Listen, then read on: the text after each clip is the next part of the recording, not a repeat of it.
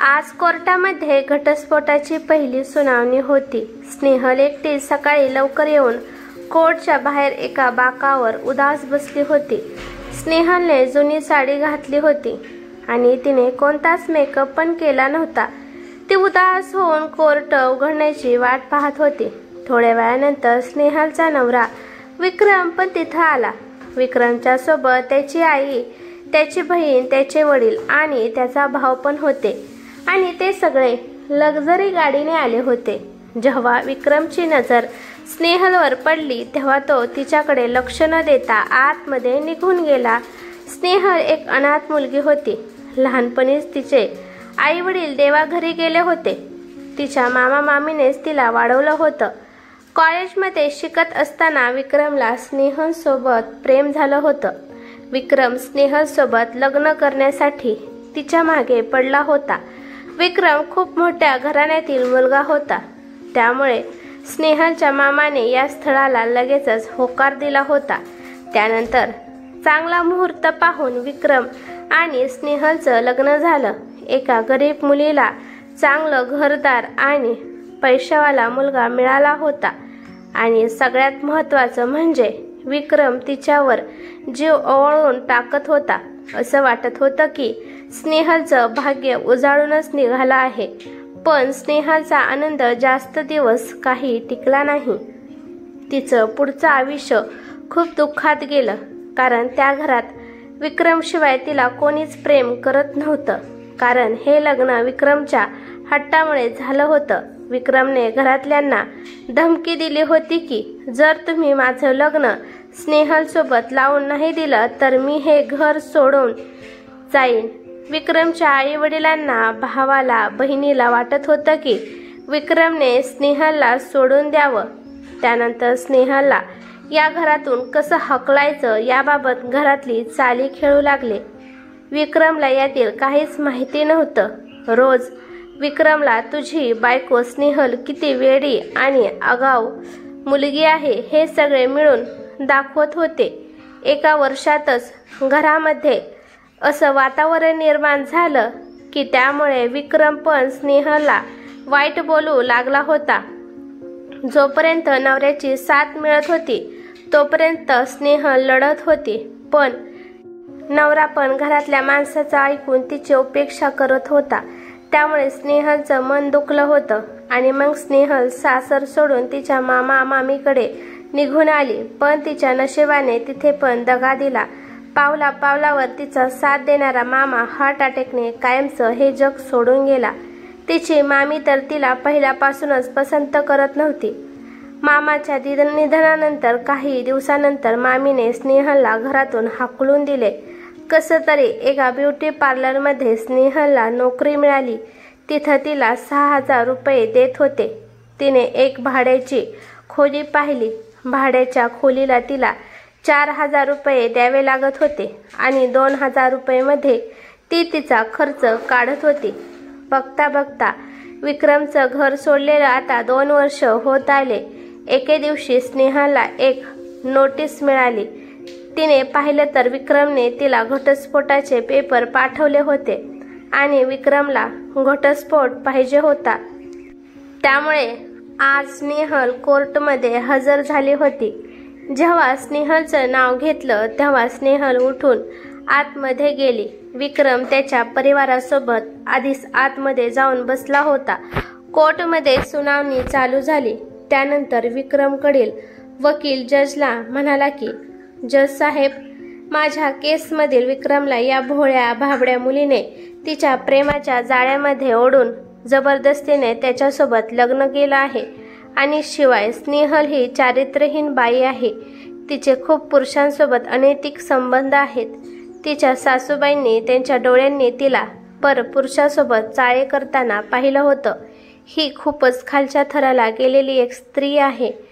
यांनी फसवून पण विक्रमसोबत लग्न केलं आहे। त्यानंतर जज साहेब स्नेहलला विचारतात की तुमच्या बाजूने कोणी वकील आहे का? स्नेहल म्हणाली की जज साहेब, माझ्याकडे कोणताच वकील नाही।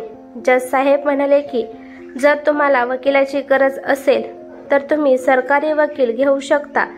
पण स्नेहल जज साहेबाला म्हणाले की जज साहेब, मला कोणताच वकील नाही पाहिजे. तर मग स्नेहल मॅडम, तुमच्यावर जे आरोप केले आहेत ते आम्ही खरे आहोत असं गृहीत धरू का? त्यानंतर स्नेहल म्हणाली की कोणाच्या पण सांगण्यावरून मी खरं मानणार नाही. तो वकील असो किंवा नसो, जर माझा नवरा विक्रम जे मागाशी वकील म्हणाले त्याला होकार देत असतील तर मी आत्ताच्या आता घटस्फोट द्यायला तयार आहे. त्यानंतर जज साहेबांनी विक्रमला कटघरेमध्ये बोलावलं. त्यानंतर जज साहेब विक्रमला म्हणाले की तुझ्या ज्या बायकोवर आरोप लावले आहेत ते सगळे खरे आहेत का? कारण हा निर्णय एका स्त्रीच्या इज्जतीचा आणि तिच्या चारित्र्याचा प्रश्न आहे. विक्रम आला आणि स्नेहलच्या डोळ्यात डोळे घालून म्हणाला की विक्रम म्हणाला जज साहेबाला म्हणाला की माझ्या वकिलांनी माझ्या बायकोवर स्नेहलवर जे पण आरोप लावले आहेत ते सरळ सरळ खोटे आहेत. माझी बायको गंगेसारखी पवित्र आहे. तिच्यासारखी पवित्र स्त्री मी आजपर्यंत कुठेच पाहिली नाही. तिच्या मनात कोणाबद्दल पण ईर्ष्या द्वेष नाही. असं म्हणताच कोर्टमध्ये कुजबूज सुरू झाली. विक्रमची आई आणि वकील रागाने विक्रमकडे पाहू लागले. त्यानंतर जज साहेबाला विक्रमच्या वकिलाचा खूप राग आला. ते वकिलाला म्हणाले की तुम्ही जर अशी खोटी माहिती देऊन एखाद्याच्या फसवणूक करत असाल तर मी तुमचं वकिलाचं लायसन्स रद्द करू शकतो. यापुढे लक्षात ठेवा की अशी चूक होता कामा नये. त्यानंतर जज साहेबांनी 20 दिवसानंतर तारीख देऊन ते निघून गेले. विक्रम आणि विक्रमचा परिवार पण त्याच्या घरी निघून गेला. संध्याकाळच्या 8 वाजल्या होत्या. स्नेहल घरामध्ये बसून जेवण करत होती. तिच्याकडे पैसे नसल्यामुळे ती भाजी आणू शकली नाही. त्यामुळे ती ठेचा आणि भाकर खाऊ लागली. स्नेहल जेवण करतच होती तेव्हा दरवाजावर कोणीतरी टकटक केली. जेव्हा स्नेहलने दरवाजा उघडला तर समोर विक्रमला पाहून ती घाबरली. अचानक विक्रम का आला आहे असा ती विचार करते. ती काहीच बोलू शकली नाही. विक्रम जबरदस्तीने आतमध्ये आला. त्याने पाहिलं की ताटामध्ये भाकर आणि ठेचा आहे आणि तेच जेवण स्नेहल करत होती. स्नेहलमध्ये हिंमत आली आणि मग ती विक्रमला म्हणाली की तर मग सांगा, एवढ्या रात्री तुम्ही इथे का आला आहात? विक्रम स्नेहलला म्हणाला की मी तुझी माफी मागायला आलो आहे. मला माहीत नव्हतं की वकील तुझ्यावर एवढे घाणेरडे आरोप करणार आहे.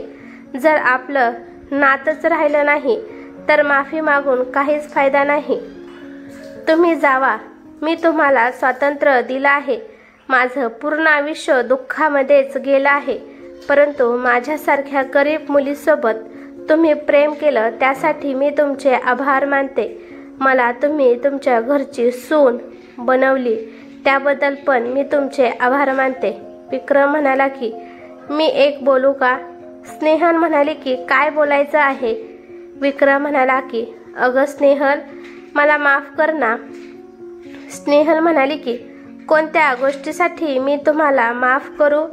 तर विक्रम म्हणाला की मी तुझ्यासोबत जे काही वागलो त्यासाठी मला माफ कर. मी तुझ्यावर विश्वास ठेवला नाही. पूर्ण परिवार तुला घरातून बाहेर काढण्याच्या मार्गावर होता. त्यामुळे सगळे तुझ्या मागे हात धुवून पडले होते आणि मी पण त्यांच्या बोलण्यात आलो. त्यामुळे मी तुझी माफी मागत आहे. स्नेहल विक्रमला म्हणाली की जावा, मी तुम्हाला माफ केलं आहे आणि हो, मी नंतर कोर्टमध्ये येणार नाही. घटस्फोटाचे पेपर घरीच पाठवून द्या. मी त्याच्यावर सह्या करीन. विक्रम स्नेहलला म्हणाला की माझी शेवटची इच्छा आहे. ती तू पूर्ण करशील का? स्नेहल म्हणाली की तुमची कोणती शेवटची इच्छा आहे? विक्रम म्हणाला की आज शेवटचं तुझ्यासोबत मला जेवण करायचं आहे. तू मला जेवण देणार का? तुम्ही माझ्या गरिबाची चेष्टा करण्यासाठी आला आहात ना? विक्रम म्हणाला की नाही, काही क्षण मला तुझ्यासोबत घालवायचे आहेत. तू माझं पहिलं प्रेम आणि शेवटचं प्रेम आहेस. स्नेहल विक्रमला म्हणाली की तुम्ही माझ्या घरातून निघून जावा. विक्रम म्हणाला की माझी शेवटची इच्छा पण तू पूर्ण करणार नाहीस का? स्नेहल म्हणाले की जो माणूस खरं आणि खोटं हे ओळखू शकत नाही त्या माणसासोबत मला अजिबात क्षण घालवायचे नाहीत. स्नेहल, प्लीज मला अजून एक संधी दे. मी माझी चूक सुधारण्याचा प्रयत्न करणार आहे. मला तुझ्यासोबत पूर्ण आयुष्य घालवायचं आहे. प्लीज स्नेहल, मला माफ कर. स्नेहल म्हणाले की का सारखं सारखं माझी माफी मागत आहात? मी तुमच्यावर अजिबात नाराज नाही. लहानपणापासून लग्न होईपर्यंत मी कधीच हा विचार केला नाही की कोणीतरी माझ्यावर प्रेम करावं, कारण देवाने माझ्या नशिबात प्रेम लिहिलंच नाही. त्यानंतर जेवणाचं ताट उचलून स्नेहल विक्रमला म्हणाले की तुम्ही हे जे ताटातले भाकर आणि ठेचा पाहत आहात हे माझं प्रिय भोजन आहे. लहानपणापासून मामी पण मला हेच जेवण देत होती. तुमच्या घरात मी 1 वर्ष राहिली, त्यामुळे मला चांगलं चांगलं जेवण खाण्याची सवय झाली होती. परंतु आता मी व्यवस्थित आहे. मला अजून या जेवणाची सवय लागली आहे. मला आता या आयुष्यात कोणतंच विघ्न आणायचं नाही. त्यामुळे तुम्ही येथून निघून जावं. मी तुमच्यासोबत येऊ शकणार नाही. तुमचा बंगला, तुमची गाडी, तुमची दौलत तुम्हालाच राहू द्या. घटस्फोट जरी झाला तरी मला तुमच्याकडून 1 रुपया पण नाही पाहिजे. स्नेहल, एवढं कठोर बनू नकोस. मी तुला सोडून आता कुठे पण जाणार नाही. तू हवं असेल तर मला ओढून ह्या घराच्या बाहेर काढू शकते, पण मी स्वतः जाणार नाही. जेवणाचं ताट उचलत विक्रम म्हणाला, परंतु त्याचा एक घास पण पोटात गेला नाही. तो घास निम्यातच अडकला आणि त्याला उचकी लागली. हे पाहून स्नेहलला हसू आलं आणि तिने पाण्याचा ग्लास विक्रमला देत म्हणाले की हे गरिबाचं जेवण आहे विक्रम साहेब. तुमच्यासारख्या श्रीमंत माणसाला हे जेवण पचणार नाही. हे धरा पाणी आणि प्या. स्नेहल हसत आहे त्यामुळे विक्रम स्नेहलच्या चेहऱ्याकडे पाहू लागला. विक्रम तिच्या गोड स्माईलवर तर तिच्या प्रेमात पडला होता. तो पाणी पित असताना पण स्नेहलकडेच पाहत होता. स्नेहल विक्रमच्या डोळ्यात डोळे घालून पाहू शकत नव्हती. तिला लाज वाटू लागली, त्यामुळे तिने तिची नजर खाली केली. हे पाहून विक्रमने प्रेमाने स्नेहलचा हात हातात घेतला आणि म्हणाला, स्नेहल, प्लीज मला माफ कर. मला फक्त एकदा संधी दे. मी तुझ्याशिवाय राहू शकत नाही. स्नेहलने विक्रमच्या हातातून तिचा हात काढला नाही आणि ती विक्रमला म्हणाली की 2 वर्ष तर माझ्याशिवाय तुम्ही राहिला आहात. विक्रम म्हणाला की मी 2 वर्ष राहत नव्हतो. कसं तरी दिवस घालत होतं. दिवस रात्र तुझा चेहरा माझ्या डोळ्यासमोर येत होता. दरवेळेस मला वाटत होतं की तू एक ना एक दिवस माघारी येशील. स्नेहल, चल ना, आपण वेगळं राहू. आपण नव्याने संसार सुरू करू. स्नेहल म्हणाली की माझा हात सोडा. विक्रम म्हणाला की जोपर्यंत तू माझ्यासोबत येत नाही तोपर्यंत मी तुझा हात सोडणार नाही. असं म्हणल्यावर स्नेहल इमोशनल होऊन विक्रमच्या गळ्यात पडून मोठमोठ्याने रडू लागली. विक्रम पण तिला मिठीत घेऊन तिच्यासोबत रडू लागला. ही कथा कशी वाटली ते मला कमेंट करून नक्की सांगा. कथा आवडली तर लाईक शेअर नक्की करा आणि चॅनलवरती नवीन असाल तर चॅनलला सबस्क्राईब करा. धन्यवाद.